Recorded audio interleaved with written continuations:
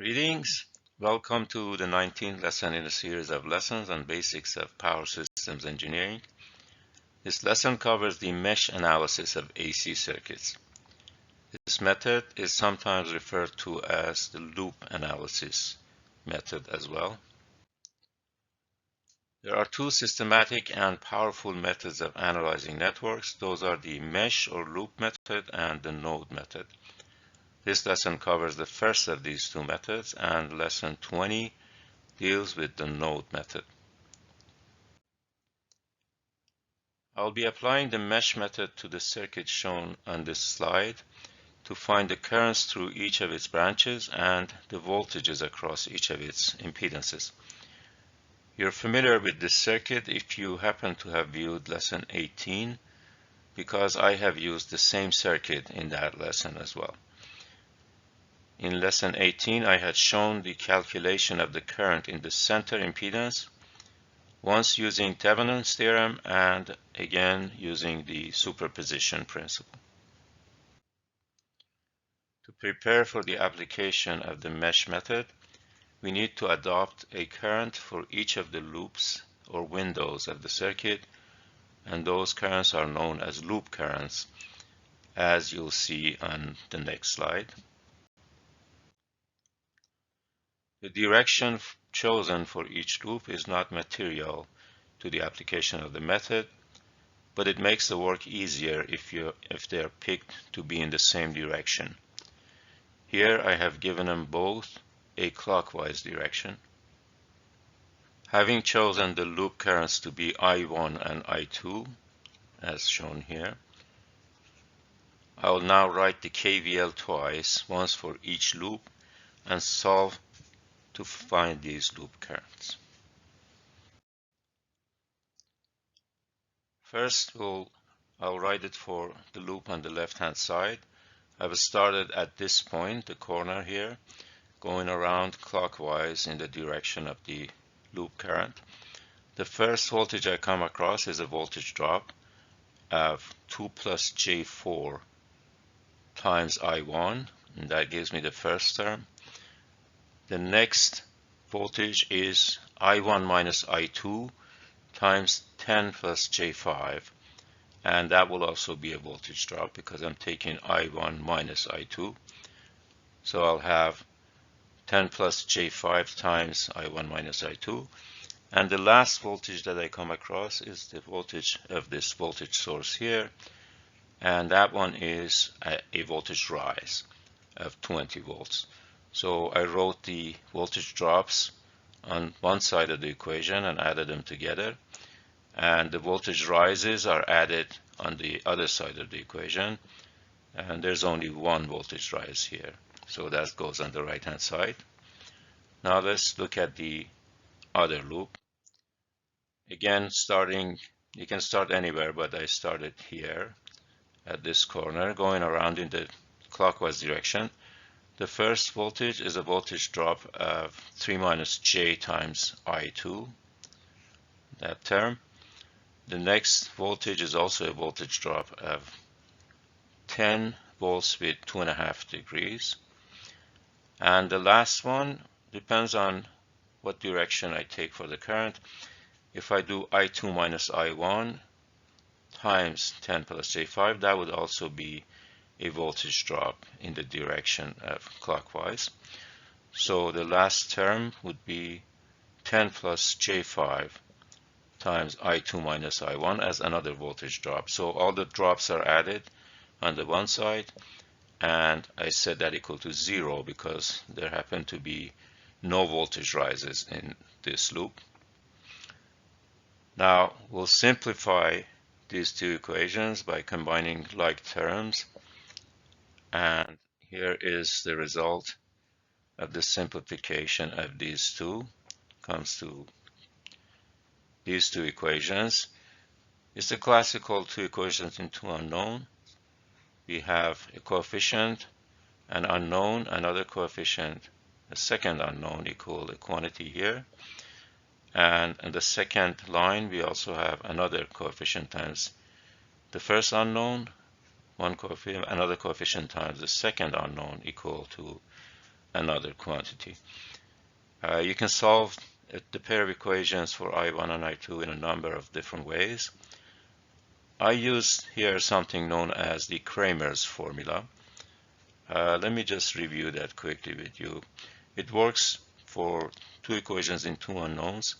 Let's say I have equation in x and y, a1x plus b1y equals c1, and another equation, a2x plus b2y equals c2. The Cramer's rule says that you can find x by taking, well, let me do the denominator first, taking the determinant of the unknown coefficients, which are a1, b1, a2, b2, and since y has the same determinant in the denominator, I'm going to write that out as well. For y, again, we have a1, b1, a2, b2 in the denominator as a determinant. Now for x, I'll have a determinant in the numerator. In this determinant, I replace a1 and a2 with c1 and c2. So that becomes c1, c2, b1, b2. And for y, again, starting with the determinant in the denominator, I'll replace b1, b2 with c1, c2. So I'll have a1, a2, c1, c2. If you find these determinants and divide them by each other, you'll get the x and the y. Here are the results on the next page. I1 came to 2.078 amperes with negative 46.31 degrees of phase angle, and I2 is 1.065 with negative 52 degrees.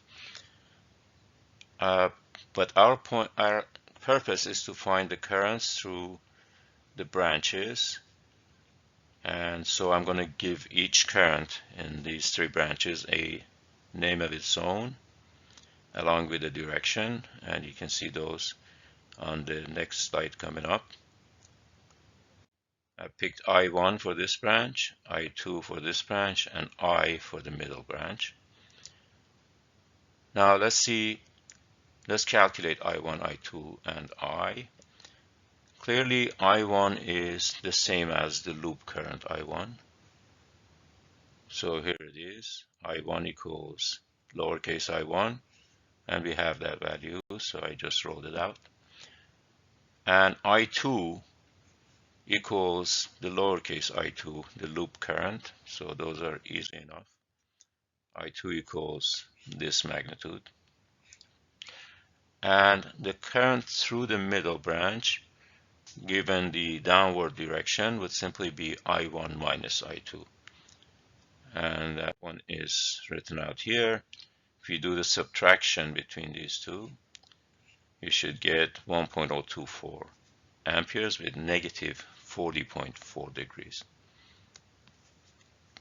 I'll make a note of these because we're going to need them, and we'll then continue on by finding the voltages across each of the three impedances to complete analyzing of this circuit. Here are the three currents that were found in the previous slide. Let's find the voltage across the left-hand side impedance, this one. We have the current through it, given here, and we have the impedance. If I multiply one by the other, current times the impedance, will give me the voltage across it with the polarity of plus or minus given the direction of the current. 9.293 volts with 17.12 degrees angle. For the right-hand impedance, similarly, I multiply I2 by the impedance to get the voltage. And again, that's plus or minus in the direction you see here because of the left to right direction of the current I2. So 3 minus J, the impedance, times the magnitude or the phasor for the current, and the voltage comes to 3.368 volts with negative 70.43 degrees. And finally, the voltage across the middle impedance is simply I times that impedance, and you see that one in the last line here, comes to 11.45 volts with negative 13.83 degrees of phase angle. This completes the analysis of the circuit. We have reached the end of lesson 19. In lesson 20, I'll use the same circuit or another circuit similar to it and apply the node method to analyze it. My name is Fuad Al-Bandi. I'm a PE in Electrical Power Engineering. You find my name and web address and email address on this slide. The web address is own-your-destiny.mylearnworlds.com. My email address is the same thing, almost spelled out. Own hyphen spelled out, your hyphen spelled out, destiny@yahoo.com, because Yahoo does not allow actual hyphen in the email names. I invite you to visit my website for comprehensive modules on power systems engineering topics. If you enjoy watching my channel, please click on the subscribe button and the notification bell. If you're looking for a resource to review topics in preparation to take the PE exam in electrical power engineering, you may find the modules on my website to be helpful. Thanks for watching this video, and I hope to see you soon in another one of my presentations.